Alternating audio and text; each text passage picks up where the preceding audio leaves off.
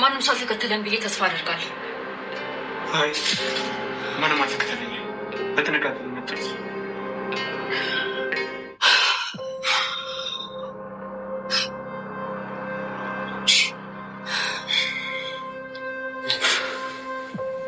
ልጅቷችን ናት።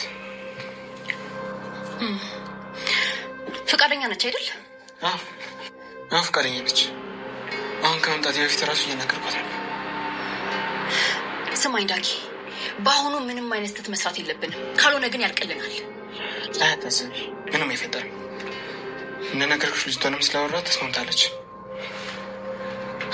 ከዚህ በኋላ ሁሉም ነገር በጥንቃቄ ካደረግነው ምንም ነገር አይፈጠርም። ካደረግነው አይደለም በደንብ እናደርገዋለን። እስኪ አሁን ጽዮን ሰለሞን ማን እንደሆነች እናያለን። ስማኝ፣ አንተ ብቻ ቦታውንና ቀኑን አስተካክል እና ደግሞ ሰዎችን በደንብ አድርገህ ለማሳመን ሞክር። እሺ? ብቻ ግን አንቺ ሰዎችን በደንብ አዘጋጅሽ። ለሱ ችግር የለውም። ሌላው ደግሞ በፍጹም ቤት ሆነ ስልክ ማውራት የለብህም። ስልክ ተጠልፎ ሊሆን ስለሚችል ከዚህ በኋላ እንደውም በዚህኛው ቁጥር ምንም ነገር አናወራም። ገባክ? አዎ ልክ ነሽ። ከዚህ በኋላ በስልክ ምንም ማየት ነገር ማውራት የለብንም። እሺ፣ የልጅቷን ፎቶ አውላክልኝ። ሌላው ደግሞ ያገኘውን እያንዳንዷን ነገር ለኔ ታሳውቀኛለህ። ዳጊ እባክህን ስገባና ስትወጣ በደንብ ተጠንቀቅ። እሺ? ሰዎች በፍጹም ሊያዩክ አይገባም። እሺ አንቺ ምን ታስብሽ?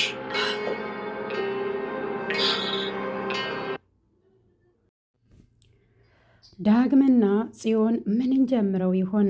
አሁን ላይ ድጋሜ አዲስ እቅድ እያወጡበት ያለው አቤል ላይ ነው። ነገር ግን በዚህኛው ስህተት መስራት እንደሌለባቸው ሁለቱም በፍርሃት ነው ተግባራቸውን ማድረግ የሚፈልጉት። አሁን ላይ አንዲት ሴት እንደምታስፈልጋቸው አቤልና ጽዮን እየተነጋገሩ ነበር። ጽዮን የዚች ሴትን ታማኝነት ማወቅ እፈልጋለሁ እያለች ነው። ይህ ምን እንደሆነ ባይታወቅም በቀጣዩ ክፍል አብረን የምናየው ይሆናል። ሌላኛው ነገር የኤፍራታ ጉዳይ ነው። ኤፍራታ በተከታታይ እያመማትና እንዲሁም እያስመለሳት እንደሆነ አይተናል። እናም ዶክተሩ መተሽ መታየት አለብሽ ሲላት እሷ ደግሞ መሄድን ፈርታለች። ወደ ሐኪም ቤት እንኳን መሄድ አልፈለገችም።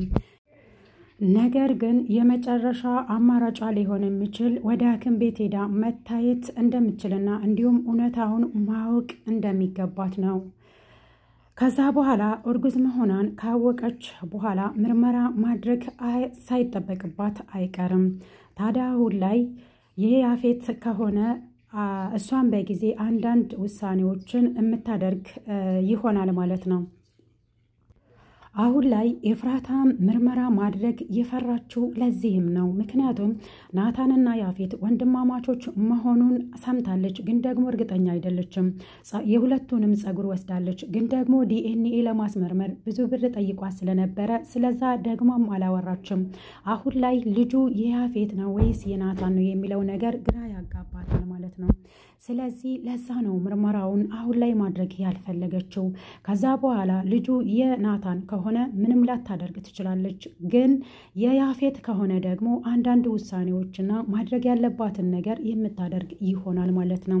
ይህንም የሚቀጥለው ፓርቶች ላይ የምናየው ይሆናል። ጽዮን ታዲያ ሌላኛው ነገር ከቤዛ ጋር ትንሽ ግጭት ውስጥ ያስገባት ቢኖር ቤዛ ስላንቺ ስላለው እውነተኛ ነገር ማወቅ እፈልጋለሁ ብላታል። ብዙም ያሳሰባት ቤዛ አሁን ላይ ለኔ የማትነግሪ ከሆነ እኔ ግዴታ ስላንቺ ማወቅ አይጠበቅብኝም ወይ ደግሞ ስላንቺ መጨነቅ አይጠበቅብኝ ብላ ግዴታዋን ገልጻላት ነበር ማለት ነው። ይሄ ምናልባት ከመውደድ የተነሳ ነው ወይስ ቤዛ ያሰበችው ነገር መረጃዎች እያመለጠኝ ያለ ብላ ያሰበችው ነገር ያለ ይመስላችኋል?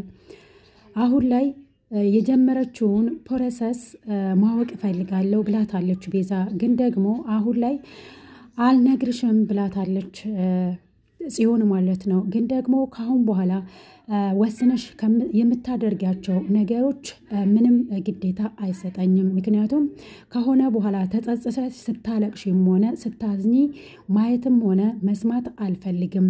ከተጎዳሽ በኋላ ልትነግሪኝ ነው ወይ? አሁን ላይ ምንድነው ያቀድሽው? ምንድነው ያሰብሽው? የሚለውን ነገር ጠይቃታለች። እሷ መናገር አሁን ጊዜው አይደለም፣ ግን ደግሞ ሁሉንም ነገር እነግርሻለሁ፣ ትንሽዬ ጊዜ ብቻ ስጪኝ ብላ ጽዮንም ለምናታለች። ታዲያ አሁን ላይ በራስሽ የፈለግሽውን ነገር ማድረግ ትችያለሽ፣ ግን ደግሞ እኔ ስለ አንቺ መጨነቅም ሆነ ካሁን በኋላ አቆማለሁኝ። ታዲያ አሁን ላይ ጽዮን እንድትነግራት ግዴታ ሆኖባታል። የጀመረችውን ፕሮሰስ ይሄኔ ስጨርስ እነግርሻለሁ ስትላት በንዴት እንዴት ነው አንቺ አደጋ ውስጥ ከገባሽ በኋላ ለኔ የምትነግሪኝ? ከዛ በኋላ እኔ ልረዳሽ አልችልም። አሁን ላይ የጀመርሽውን ነገር ለኔ ማሳወቅ አለብሽ ብላ አስገድዳታለች። ግን ደግሞ ጽዮን አሁን ላይ አልነግርሽም ብላ እምቢ ብላታለች። ናታንም በበኩሉ ስራው ላይ ትኩረት አድርጎ እስካሁን ድረስ እየሰራን ያለው ጽዮንም ምን አይነት ችግር ውስጥ እንዳለችና አሁን ላይ ለሱ ብላ እየተፋለመች መሆኑን እንኳን አያውቅም። ኤፍራታም በዛ ላይ ይህንን መረጃ የሚባለውን ነገር በፍላሽ የነበረውን ነገር ከያፌት ኪስ ስታወጣ የነበረውን ነገር አልተጠራጠረም። ታዲያ ያፌት በተቃራኒው ከኔ ጋር ጥሩ ጊዜ እንድታሳልፊ ነው የምፈልገው፣ ከጎኔ ሁኚ ብሏት ነበር። ታዲያ አሁን ላይ ደግሞ ኤፍራታ ፍላሹ እጇ ላይ ገብቷል። ይህ ማለት ደግሞ ከያፌት ሙሉ በሙሉ አጥፍቻለሁ ብላ ነው የምታስበው። ነገር ግን ደግሞ በተቃራኒ አቤል ጋር አለ ማለት ነው የናታን ቪዲዮ። አሁን ላይ ከያፌት ብታጠፋው እንኳን አቤል ጋር ቢኖርም አሁን ጽዮንና ዳግም ደግሞ አዲስ ጠንስሰውለታል ማለት ነው ለአቤል። ታዲያ አቤል አሁን ላይ በሱ ቪዲዮ ነው እያስፈራራት ያለው ጽዮንና ዳግም ደግሞ በተቃራኒ አሁን ላይ ለአቤል እንሰራለታለን ብለው ተነስተዋል። አዲስ ሰውም መቅጠር ፈልገዋል። ያቺ ሴት ደግሞ ምን ያህል ታማኝ ነች የሚለውን ነገር ዳግምን ጠይቃ ነበረ ጽዮን ማለት ነው። ጽዮን አሁን ላይ ጥንቃቄ ያስፈልገናል፣ አንተም ስትወጣ ማንም ሰው እንዳያይ ብሎ ራሳቸውን ለውጦ ነበር ይህንን ስራ ለመስራት ያሰቡት። ነገር ግን ጽዮን ዳግምን እንደዚህ ብታስጠነቅቀውም ለራሷ ግን ወደ ቤት ስትመለስ ጽዮን ወደ ቤት ስትመለስ ሉሊት ተጠርጥራት ነበር። ምን ማድረግ አስበሽ ነው አሁን ላይ ልብስሽን እየቀያየርሽ በዚህ መልኩ ወደ ውጪ መውጣት የጀመርሽው ብላ ተጠራጥራታለች። ታዲያ በስሜት ሉሊትን አንቃ እያስጨነቀቻት ነበር። ከዛም በኋላ ምንድነው እንደዚህ የሚያደርግሽ ብላታለች። እንግዲህ ሉሊት ስትጮው ስለነበረ ቤዛ ስለደረሰች ለምንድነው እንደዚህ የምታደርጉት? ምን ሆነሽ ነው? ትክክል አይደለሽም ብላ እንግዲህ ፎቆታ ለማረጋጋት ስትል ነበረ። ምንድነው ያቀርሽው? ምንድነው እያደረግሽ ያለውን ነገር ብላ እየጠየቀቻት ማለት ነው ቤዛ ጽዮንማ አሁን ላይ የምታደርገውን ነገር ማንም እንዳያውቅባት ነው የምትፈልገው። ግን ደግሞ ነገሮቹ እንዳይበላሹብኝ ፈርቼ ነው እንጂ ለአንቺ ላለመናገር ፈልጌ አይደለም ብላ አሳምናታለች። የናታንን ቪዲዮ ለማጥፋት እንግዲህ ኤፍራታና ጽዮን አንድ ላይ ሆኖ አዲስ ስልት አፍርተውለት ራሱ ቪዲዮውን እንዲያጠፋ ማድረግ ነው ማለት ነው። ከዛ በኋላ እንግዲህ ቪዲዮ ከጠፋለት ናታን ነፃ ነው የሚሆነው ማለት ነው። ስለዚህ ይህ ነገር ከሆነ በኋላ ደግሞ ኤፍራታ እዛ ቤት መቆየት ግድ አይሆንባትም። እናም ኤፍራታ ያፌት ጋር ያላትን ነገር እዛው ጨርሳ የምትወጣ ከሆነ በቅርቡ ከናታን ጋር የምናገኛት ይሆናል። አሁን ላይ እንግዲህ ኤፍራታ ጽዮንና ዳግም ሆኖ አዲስ ስልት ሊጀምሩ ነው። ምክንያቱም ዳግምና ጽዮን አንድ ላይ ተንኮል እየጀመሩ ነው የሚመስሉት። ምክንያቱም አንድ ሴት ግን ለስራ እንደምታስፈልጋቸው እየተነጋገሩ እንደሆነ አይተናል። ሌላኛው ነገር ደግሞ ኤፍራታም በራሷ በኩል ከያፌት የወሰደችው ነገር አለ። ከያፌት ብታጠፋም ግን የያፌት ዘመድ የአክስቱ ልጅ ጋር ቢኖርም እሱን ደግሞ በራሱ እጅ እንዲያጠፋ ስልት እየፈለጉለት ነው ያሉት። ይህ ነገርስ ምናልባት ይሳካላቸው ይሆን? እናንተም አስተያየታችሁን ኮሜንት ላይ አስቀምጡ። ውድና የተከበራችሁ የቻናሌ ቤተሰቦች እንደምን ከረማችሁ? ለዚህ ቻናል አዲስ ከሆናችሁ ሰብስክራይብ ማድረጋችሁን እንዳትረሱ። ሌላኛውና ዋነኛው ነገር ኤፍራታ አሁን ላይ እርጉዝ መሆኗን ካወቀች በኋላ እንዲሁም ደግሞ ዲኤንኤ አስመርምራ የናታን መሆኑ ካወቀች በኋላ አምናና ፈቅዳ ልጁን ወልዳ የምታሳድግ ይሆናል ማለት ነው።